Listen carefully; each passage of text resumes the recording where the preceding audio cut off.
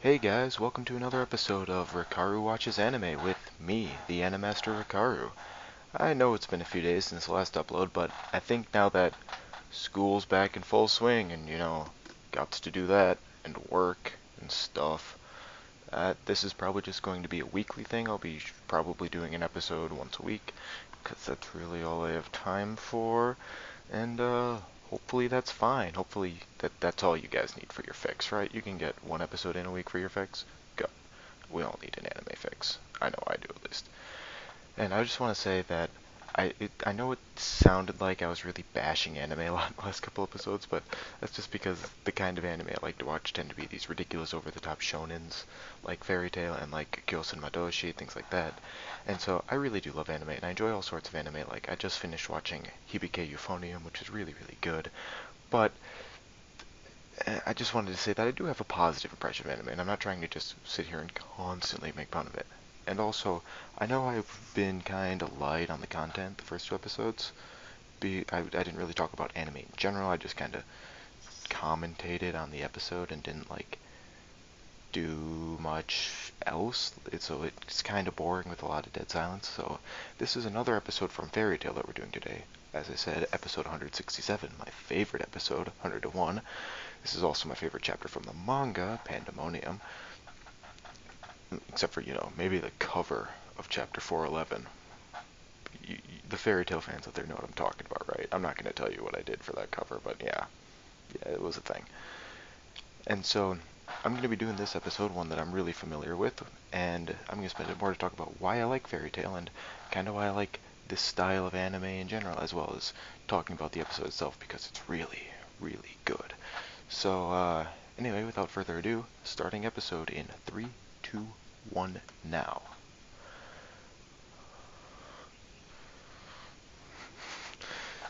Yeah,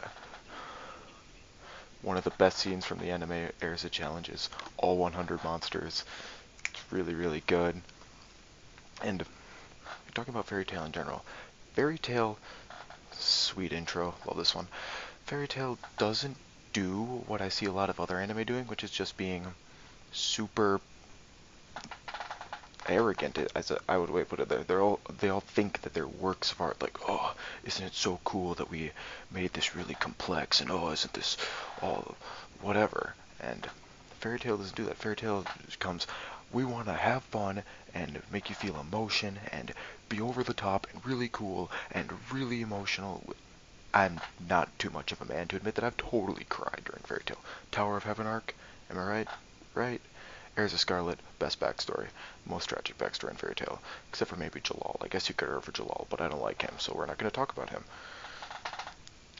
And I mean, that's why I like Fairy Tail so much, is because it's straight up and upfront with what it wants to do. It's not like that's the one thing I kind of didn't like about Naruto. Well, that's one thing that I liked and didn't like about Naruto, was how drastically its tone changed and how it never recaptured its original tone. Like, Naruto started out being very light and humorous, and by the end, I mean by where we are now, it's very dark. I mean, Sasuke's killed his own brother, is on this hell-bent quest for revenge, blah blah blah blah. Spoilers, I suppose. You shouldn't be watching this channel if you don't expect spoilers for anime. But that's what it does. Fairy Tail gets dark and gets serious when it needs to, but it always comes back with something fun and interesting and amusing. It doesn't just like go from happy fun time to depressing super super tsundere, just like straight up.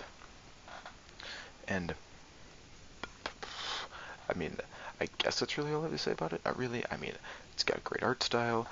I mean, all of the big three are all based off DBZ, so you can stop fighting about how One Piece is ripping off Fairy Tail. No, Fairy Tail's ripping off One Piece.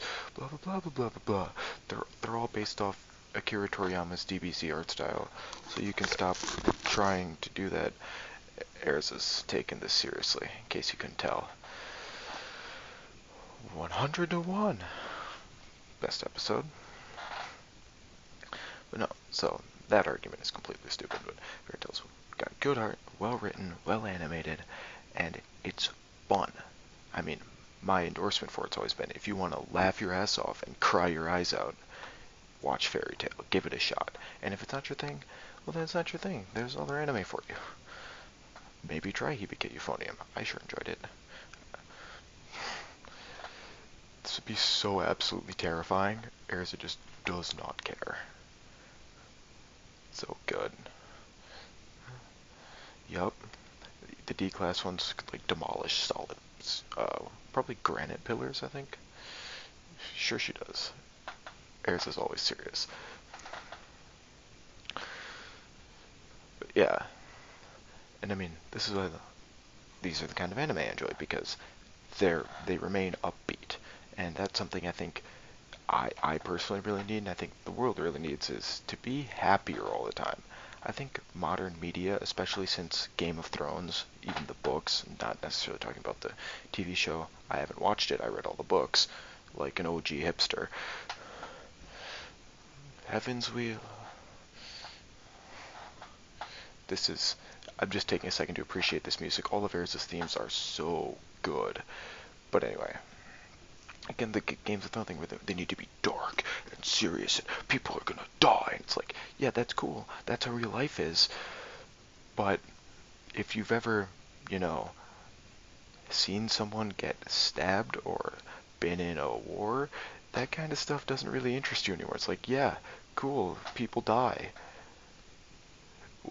Why would I try to escape into a world where everyone's supposed to die, and that you somehow extract some kind of entertainment from everyone dying? It's like DMs who only get enjoyment from playing Dungeons and Dragons by killing the whole party. That's no fun. Anime like Fairy Tail and Sword Art Online are happy. They instill a sense of happiness, like especially with Fairy Tail. Fairy Tail always comes out on top, and you know Fairy Tail's gonna win, but that's not the whole point. The point is the journey. The point is the strength of their bonds, allowing them to overcome any adversity and always come out on top. People might get hurt. Things might not look so good, but you can always tell that something great is going to come out of it. And that's the point. That's the whole point of Fairy Tail. And I love it. It's great because there's enough depression and enough just shitty stuff going on in real life. We don't need. I feel like I don't need to watch shows where that's also the case. That being said, I've seen like Parasite, and I enjoyed it a lot. I can admit that things are well written and well done, but it's not what I would call my comfort food of anime. This is my comfort food of anime. This is what I would, if it were like you can only watch one kind of anime for the rest of your life, this is it. I would watch Fairy Tail because it's just the kind that I enjoy the most, because I enjoy having a sense of happiness as opposed to a sense of despair. It's also why I can't watch horror movies, because terror is an emotion I extract enjoyment from. And I mean, like, this episode, even so far, is just like, this is sweet. Like, this is really good. The first time I watched this, it has this really great sense of, like, awestruck wonder at how incredibly powerful Erza has become and how sweet this whole fight is, but also the sense of tension at how we don't, like, you're fairly confident that Erza's gonna win because this is Fairy Tail, and Fairy Tail always wins, right? But sometimes you can't be so sure, and that's how they manage to keep you going and keep you hooked on this kind of stuff. And I mean, that tension, coupled with the, like, incredible relief and joy at the eventual success, it's great. That's the kind of thing I like, even from books. Like, I can't read books like American Psycho because it's depressing. It's really depressing. It's interesting to think about, an interesting concept, and very well written, but it's really depressing. And depression, again, isn't something I want to put myself through. This scene is just so good. I love how absolutely dumbstruck everyone is by Erza just being this incredibly skilled all the time. Master Makarov giving her a pity back ride. That's funny.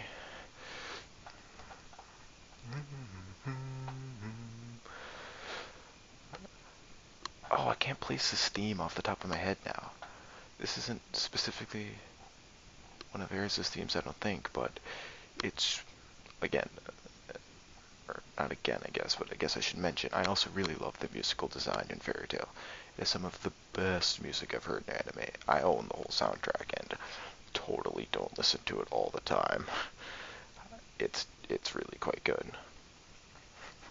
S-Class my ass. We know just how awesome S-Class Erza is. Quote of the day for you. Well, actually, the quote of the day is coming up. I know the whole quote because I'm a total Hokikikomori. But, you know, we all have our quirks, right? Slice Benizakura. If I recall, we first see Benizakura in the fight against Asuma, the guy whose attack isn't actually like in Japanese. It's just in Latin, Terra Clamare, or Earth Shout. It's just like it's a fine attack name, I guess. That's also another good episode. Now that I think about it. If you're noticing a pattern, all my favorite episodes are Erza does something really cool because I just really like Erza. I really like the betrayal backstory and finding it, and after this initial betrayal, finding it really hard to trust people, and kind of, as she puts it, out of fear, she armored even her heart. And I could relate. Not gonna tell you in specific details about I can relate, but I've been figuratively stabbed in the back my fair share of times. I haven't been literally stabbed in the back yet. I don't want to jinx it. I'd probably jinx it now. I'm just gonna get like mugged and knifed next time I'm walking home from Starbucks. Wait, I don't drink Starbucks. Never mind. I guess that means I'm safe, right? Totally. That's how it works. Its power triples. That's a slight deviation from the manga. There was no like last monster part. It was just Erza slays 100 monsters on her own.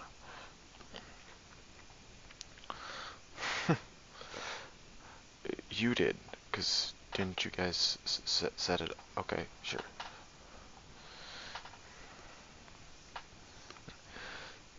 You're right, Natsu. It is no match for Erza.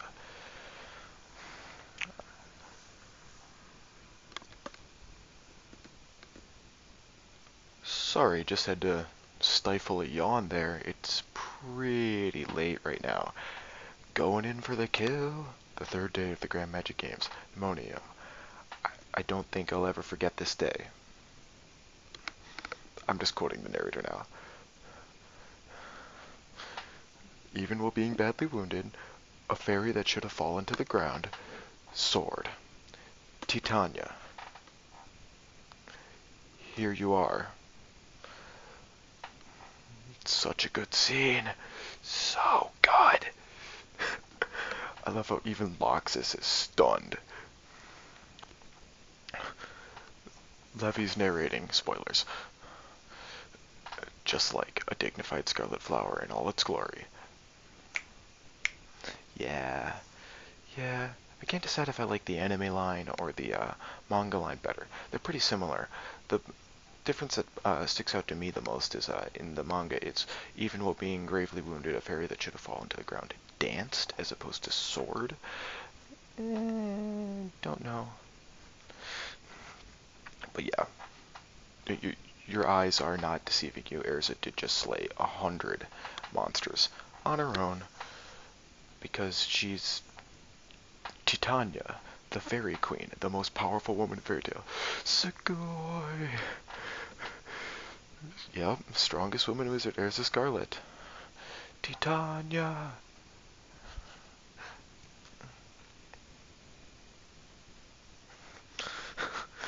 Facepalm, just like, I can't even now. I mean, that's how I was. Like, end of the previous episode when Erza just decides that she's go. Oh, wow. Cannot keep the yawns off tonight. And Erza's just like, I challenge 100. Episode ends, it cuts to credits and ending theme. I'm like, jaw on the floor like, I can't wait for next week. Oh, fanboy. Yeah, that's basically what I'm like all the time. The spiffiest and the most powerful. That's such a weird phrase. Uh, I love the Quattro Cerberus reaction right there. These guys are reckless snakes. Because if Erza heard him say that, she would deck him into next week.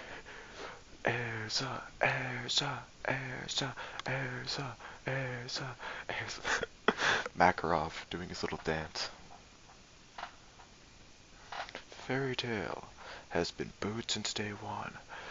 See, this is what the stupid city of Crocus gets for underestimating Fairy Tale. Because their Fairy Tale is the name of the dang show.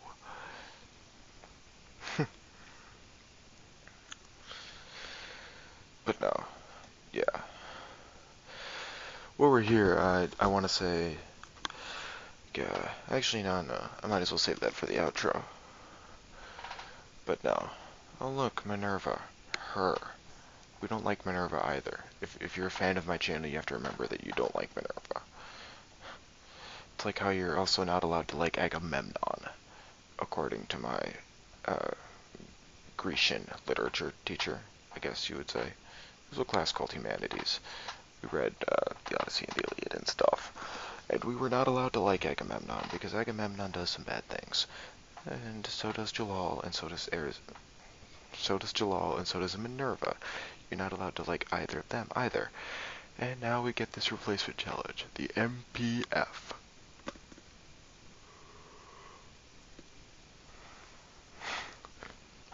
There's no way they could translate. Sometimes I don't understand why they have these like random English lines, like right there, Magic Power Finder, and in Kyosen Matoshi, 12 o'clock high. There are words for that in Japanese. Like Magic Power Finder would be Maho something. I've never taken Japanese. Literally, the only Japanese I know is from watching a lot of anime, which is really quite sad, but thumbs up, world. Drinking. I was about to say drinking too much, watching too much anime. She'll be fine. For all you know, Kana could be a master of the Chinese drunken fist, which is like the sweetest martial art.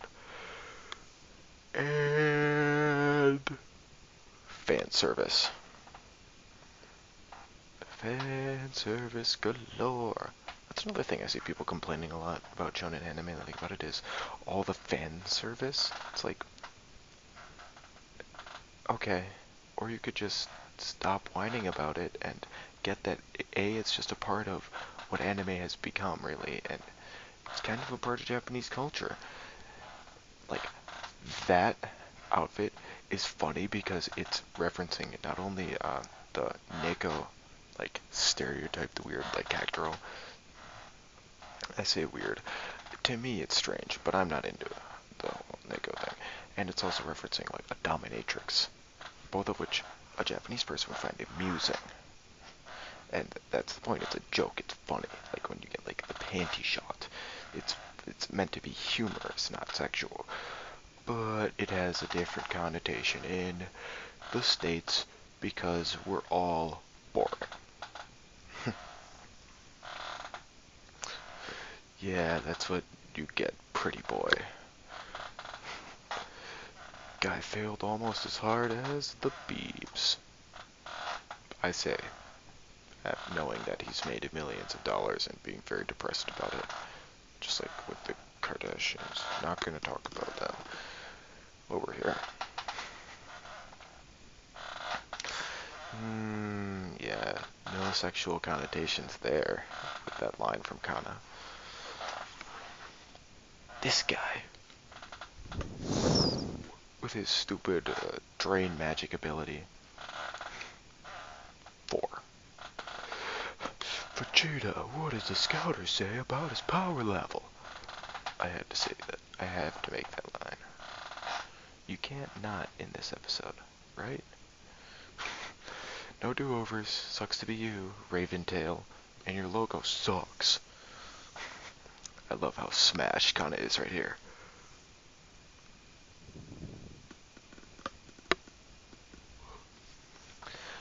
All of of Raventail just annoys me. And that guy's breathing. I can't remember his name, but he's irrelevant. He's the sand guy. His like breathing slash laugh hiccup thing is really annoying. Oh look, it's Sabretooth. Everyone's favorite Sabretooth. No one likes Sabretooth. He always reminds me of someone, but I can never think of who it is. 120 millimeters. I don't know if you guys know a lot about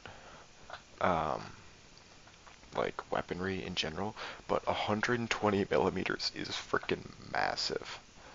Like, I don't know offhand millimeters to inches, but some of the largest naval guns, the kind, you know, we mount on battleships, are like 12-inch cannons. 120 millimeters is pretty massive. Like, pretty ridiculous, actually. I'm just gonna look it up right now, because now I'm curious. Yeah. So, like, approximately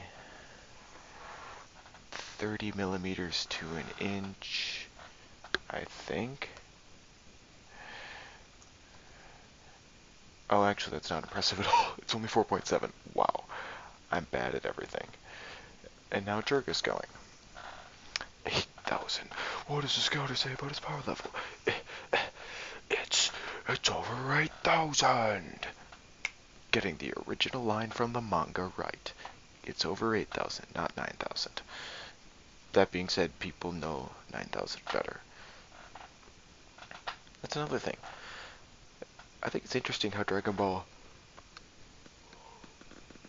and especially Dragon Ball Z, when they were brought to the United States, were altered so much from their original form for the American audience. Something that I think is, well, it's interesting to see how Dragon Ball Z was altered to fit a more American audience, whereas now anime are kind of tailored to suit both a Japanese and an American audience. Like Fairy Tail. This isn't much different than the manga. I mean, I've got like issues of the manga sitting right behind me as I say that, so trust me, I know. And so, it hasn't been changed all that much, or like Americanized, but Dragon Ball, especially Dragon Ball Z, was. Basically, they turned Goku into Superman. Like his most famous line, I am the hope of the universe. I am the protector of the innocent, blah blah blah. Most people would argue is actually against her actual character. His actual character, the actual character of Goku, because Goku doesn't really care about those righteous goals and stuff like that. He just wants to be the strongest. That's it. This is also another sweet theme. This is a Lightning Flame Dragon Slayer roaring. Yeah, this is not Fairy Glitter. This is a Lightning Flame Dragon roaring. Glitter! Kinda girly name for attack. No judgments here. And that's like sick. Where's your 9999? That's what you get for thinking Kana's gonna be useless. That's a good reaction from Sting. Just that shot right there is contrived. That's some straight up fan service. I mean, I'm not complaining. I don't complain about that very often. I mean, I'm the guy who's seen all 3 seasons of High School DxD. Probably shouldn't admit to that on the internet. But yeah, I totally have. I've also played games like Honey Pop. Yeah. I'm a horrible person. This just further confirms that I'm a total Hokikikomori. Foreshadowing from Raventail. Those guys are gonna get wrecked in another really good part of the Ground Magic games. And credits. So, yeah. Anyway, thanks for watching, guys. This has been the Animaster Rikaru. I hope you enjoyed, me actually talking a little bit more about anime. Next week it'll probably be another episode 1 of an anime, probably that I haven't seen. I'm considering doing, Plastic Memories, which I haven't actually watched yet, or, and this is the one that everyone's gonna hate me for, I haven't actually seen Steins Gate yet either. And all my friends are like, you need to watch Steins Gate, you need to put it on top of your queue. And I'm like, okay, maybe I'll do episode 1 here. on the channel. It's just a thought, and I'm working on getting a co-host. I might be able to get one for next week. There's a pretty good chance. But anyway, once again, thanks for watching, and I will see you guys next time.